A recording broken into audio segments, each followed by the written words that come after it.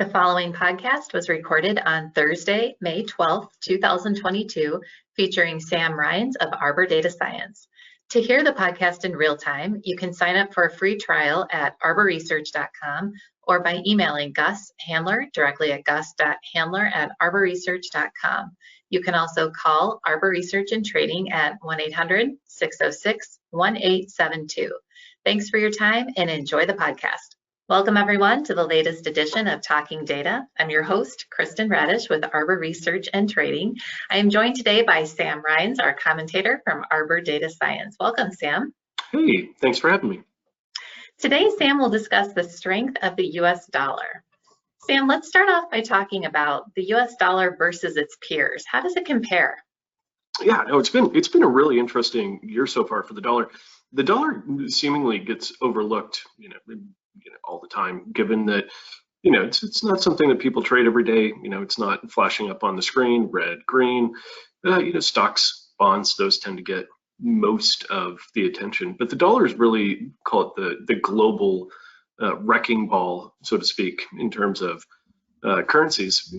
It's kind of a good thing that we're lucky enough to have the U.S. dollar, right? There's a lot of benefits to that we can get into a little bit later, but it has really done an amazing job against things like the yen, against the CNY, which is the Chinese renminbi, yuan, whatever you would like to call it, the pound and the euro. Right, the pound and the euro have both been going lower. And the CNY for most, call it most of the COVID spell was actually pretty strong, but has recently just been let go. I mean, it's been one of the worst performing currencies over the last month or so, I think, period, full stop. I mean, it's gone almost full lira on us recently. And I think that's an interesting kind of counterpoint here to a lot of the narrative that the dollar was done, that it wasn't the world's reserve currency. It's pretty much been the only place to hide. If you weren't hiding in oil, it's been the only place to hide this year, really. And what happens when the dollar strengthens? Oh, a host of things, right? I think this is where it gets really interesting, particularly for the Fed and the implications this time around. Right? There's been a lot of talk about, as the Fed raises rates, that we're going to have something break. Well, one of the interesting parts about that is that it tends to be associated with the dollar, right? And when you raise interest rates and lower interest rates, that tends to really flow through the U.S. dollar. Quantitative tightening as well. That tends to be the main mechanism that we transfer U.S. monetary policy to the rest of the world. We've seen that this year as the Fed began to signal that it was going to tighten. The dollar strengthened, and it strengthened rather meaningfully. The question is, can it actually strengthen more from here? And what does that mean for Fed policy? Because I think this time around, it's a little bit different than it typically would be, right? The dollar tends to help the Fed.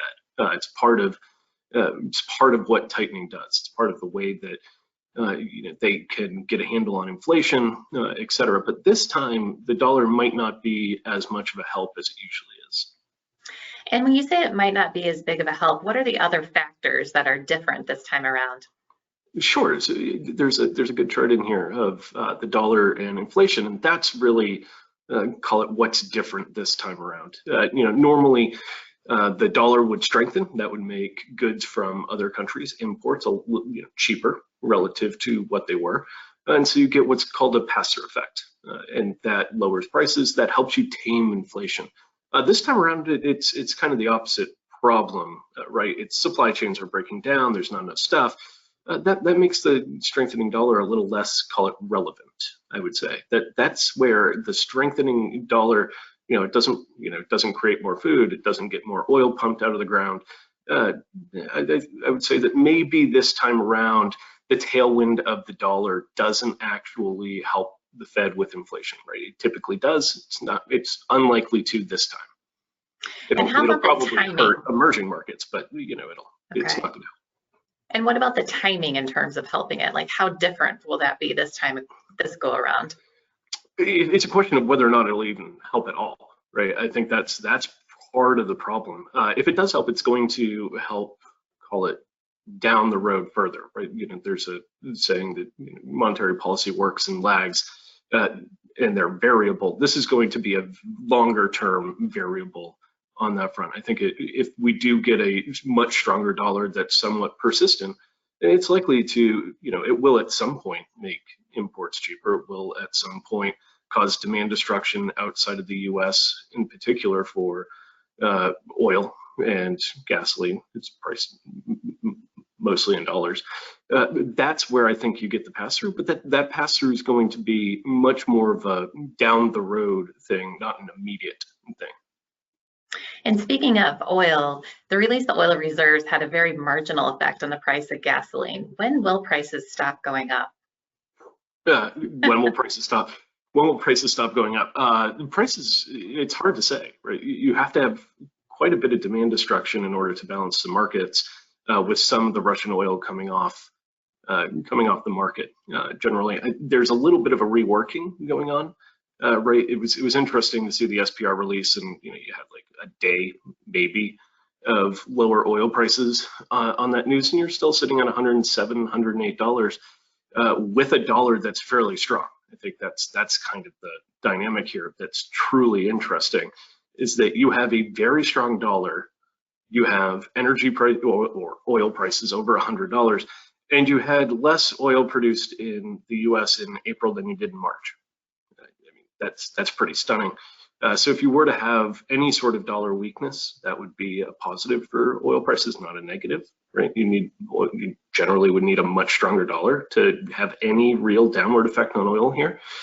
And you need more drilling, and that's just not happening, particularly in the US, and we're the swing producer right now. So that's not good for anybody who wants to have oil and gasoline prices coming down. With refineries running at basically 100% capacity, and you still have diesel and gasoline shortages, that's going to be somewhat of a problem. So I would say you're probably looking at 6 to 9 months before you can have any meaningful market balancing in terms of oil, and therefore some downward pressure on pricing. But that's kind of a best case scenario. I would say probably we're looking at least a year of significantly elevated oil prices, and we're probably going to look back at $100, $105 crude oil and think those were pretty good times. What really matters from here on out, Sam? What should we be watching for next? Well, I would say there's a couple of things. One is the diesel shortages.